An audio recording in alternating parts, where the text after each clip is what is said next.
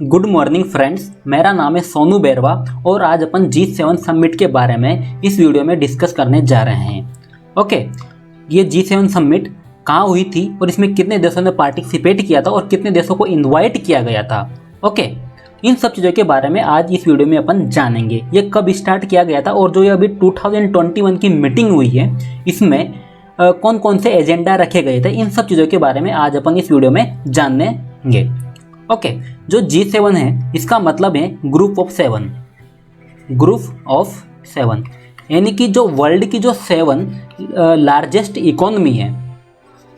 Largest economic country है उनका ये ग्रुप है जिसके अंदर 7 देश हैं। ओके, पहले जब 1975 में स्टार्ट किया गया था तब इसमें टोटल 8 देश हुआ करते थे, लेकिन 2014 में रसिया ने इस ग्रुप में से क्विट कर दिया, यानी कि इस ग्रुप को छोड़ दिया।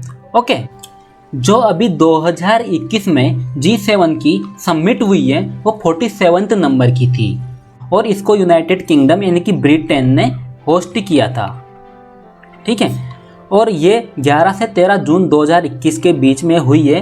कहाँ पे हुई है? ये कार्बिस बे होटल, कॉर्नवाल, यूके में हुई है। ओके, जो ये G7 के कंट्रीज है वो मैं आपको बता देता हूँ। अमेरिका है, इटली है, जापान है, कनाडा है, फ्रांस है, ब्रिटेन है और जर्मनी है। ठीक है, और इस बार की जो मीटिंग हुई है वो ब्रिटेन ने होस्ट करी है। ओके, और इस मीटिंग में अपने इंडिया से प्रधानमंत्री नरेंद्र मोदी जी भी शामिल हुए थे वर्चुअली, यानी कि वीडियो कॉन्फ्रेंसिंग के थ्रू।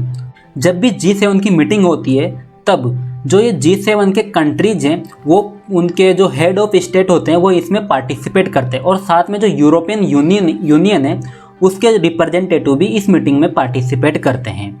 ओके, तो इस बार की जो मीटिंग हुई है उसमें बोरिस जॉनसन जो कि यूके के पीएम है, ठीक है, कनाडा के प्रेसिडेंट जस्टिन ट्रूडो, फ्रांस के इमैनुअल मैक्रोन और जर्मनी की चांसलर एंजेला मर्केल और इटली के मारियो द्राघी, जापान के योशिहिदे सुगा और यूएसए के प्रेसिडेंट जो बाइडन और जो ईयू है उसकी यूरोपियन कमीशन एक तरीके से एक ब्रांच है, उसकी प्रेसिडेंट है उर्सुला ऑन डेर लेयन और यूरोपियन काउंसिल है उसके प्रेसिडेंट है चार्ल्स मिचेल।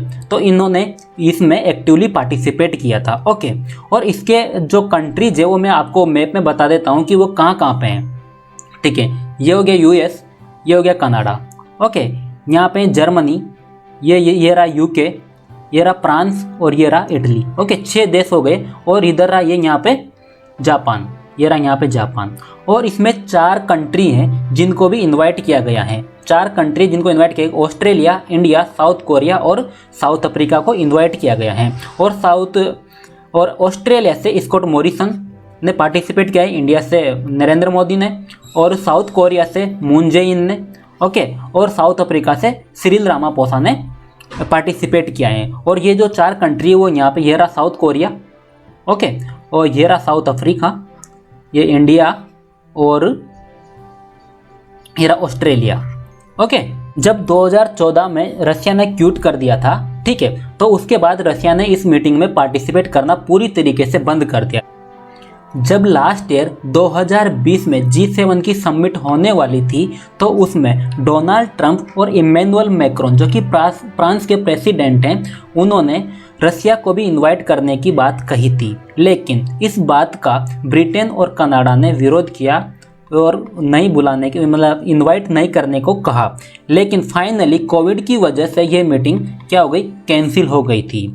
ठीक है, और बोरिस जॉनसन जो कि ब्रिटेन के पीएम है उन्होंने इस G7 ग्रुप को एक्सटेंड करने की बात कही है और इसको D10 में कन्वर्ट करने के बारे में अपना प्रस्ताव रखा था, मतलब अपना सजेशन दिया था इस मीटिंग में। ओके, जिसमें कि वर्ल्ड की 10 लार्जेस्ट डेमोक्रेटिक कंट्रीज आ सके।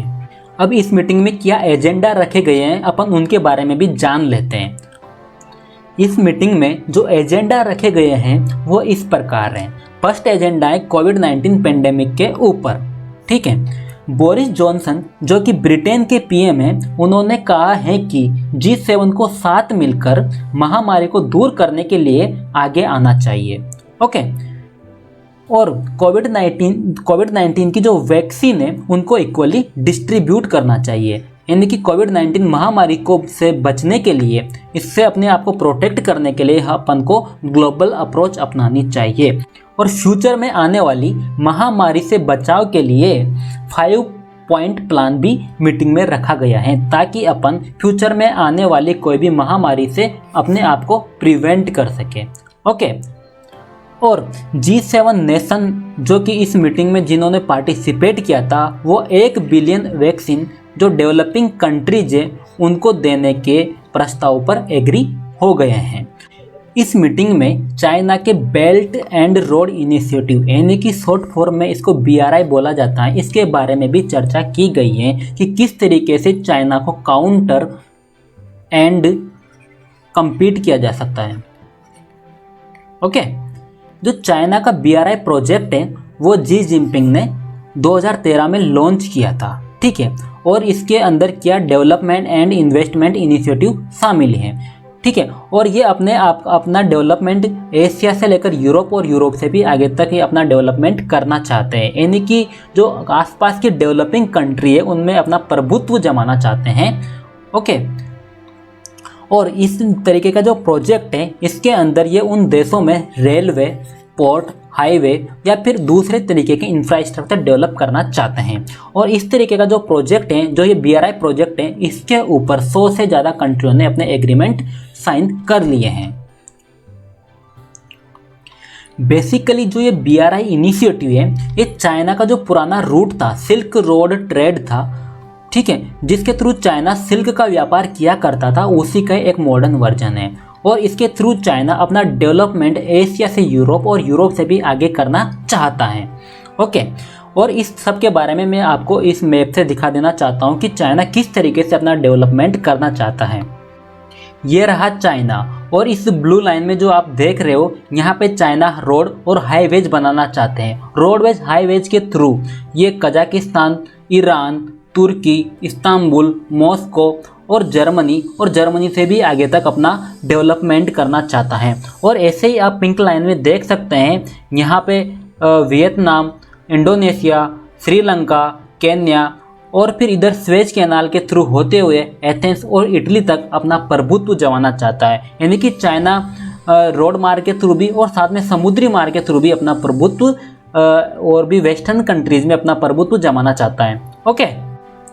1979 में जो चाइना की इकोनॉमी थी वो इटली से भी कम थी, लेकिन जैसे ही चाइना में फॉरेन इन्वेस्टमेंट के दरवाजे खुले और चाइना ने मार्केट रिफॉर्म को इंट्रोड्यूस किया, वैसे ही उसके बाद चाइना में जो इकोनॉमी की ग्रोथ थी वो बहुत तेज़ी से होने लगी और अब चाइना दुनिया का दूसरी सबसे बड़ी इकोनॉमी बन चुकी है।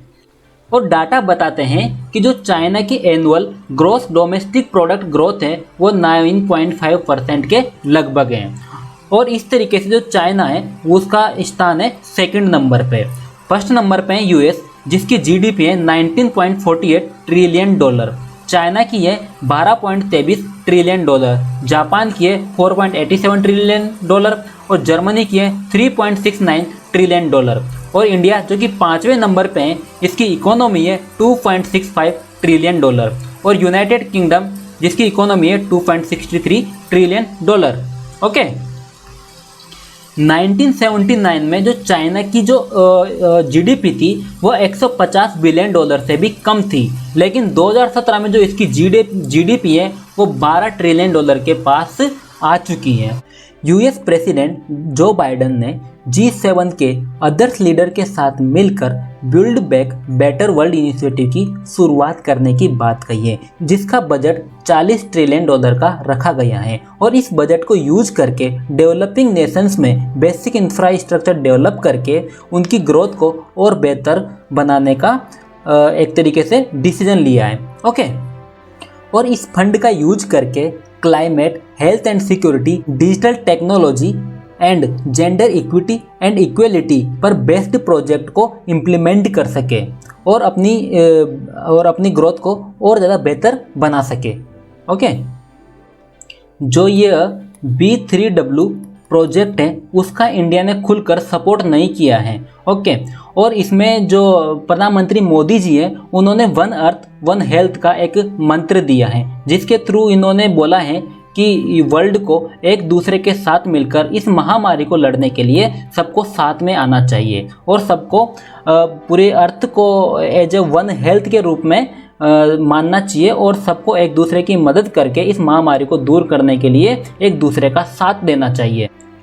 वर्ल्ड इकोनॉमिक फोरम की रिपोर्ट के अनुसार जो ये G7 की मीटिंग हुई है उसमें से मेनली 4 पॉइंट हैं जो सामने आए हैं। एक तो कोविड-19 की जो 1 बिलियन डोजेज है वो देने का दावा किया है डेवलपिंग नेशन को या फिर पुअर नेशंस को। ओके, और दूसरी बात ये है कि इसमें नो मोर कोल का यानी कि जो क्लाइमेट चेंज है उसके ऊपर भी चर्चा की गई है। ठीक है, और तीसरा है कि अमेरिका इज बैक, यानी कि अमेरिका ने इसमें कहा है कि ये जो मीटिंग हुई है ये एक्स्ट्रा ऑर्डिनरीली कोलैबोरेटिव थी। ओके, और इसमें अमेरिका ने फुल्ली एक्टिवली पार्टिसिपेट किया है। और चौथा पॉइंट इस मीटिंग का ये है कि जो टेक जायंट्स कंपनी यानी कि जो बड़ी बड़ी टेक्निकल कंपनियां हैं उनको कॉरपोरेट टैक्स में 15% की छूट देने का भी बात कही गई है इस मीटिंग में। ओके, और जो ये कोविड-19 वैक्सीन के 1 बिलियन डोज देने की बात कही है ये नेक्स्ट ईयर जनवरी से स्टार्ट करे जाएंगे। तो इस पर WHO के डायरेक्टर ने कहा है कि जो 1 बिलियन डोज दिए जाएंगे ये अमाउंट में बहुत कम है। ओके, और ये नेक्स्ट ईयर से दिए जाएंगे तो उन्होंने सजेस्ट किया है कि जो इन डोज को देने की शुरुआत है वो ये बहुत जल्दी करनी चाहिए। ओके, और जो दूसरा पॉइंट है नो मोर कोल वाला यानी कि क्लाइमेट चेंज वाला, इसके ऊपर 2.8 बिलियन डॉलर की हेल्प करी जाएगी डेवलपिंग कंट्रीज को ताकि वो पावर जनरेशन के लिए क्लीनर फ्यूल का यूज कर सके। ओके, और कुछ ऐसी टेक्नोलॉजी डेवलप कर सके जिससे कि वो रीन्यूएबल एनर्जी का ज़्यादा से ज़्यादा यूज कर सके। ओके, उम्मीद है आपको वीडियो पसंद आया होगा और इन्फॉर्मेटिव लगा होगा। तो जल्दी से वीडियो को लाइक कर लीजिए और साथ में चैनल को सब्सक्राइब भी कर लीजिए ऐसे ही इंटरेस्टिंग और वीडियो पाने के लिए।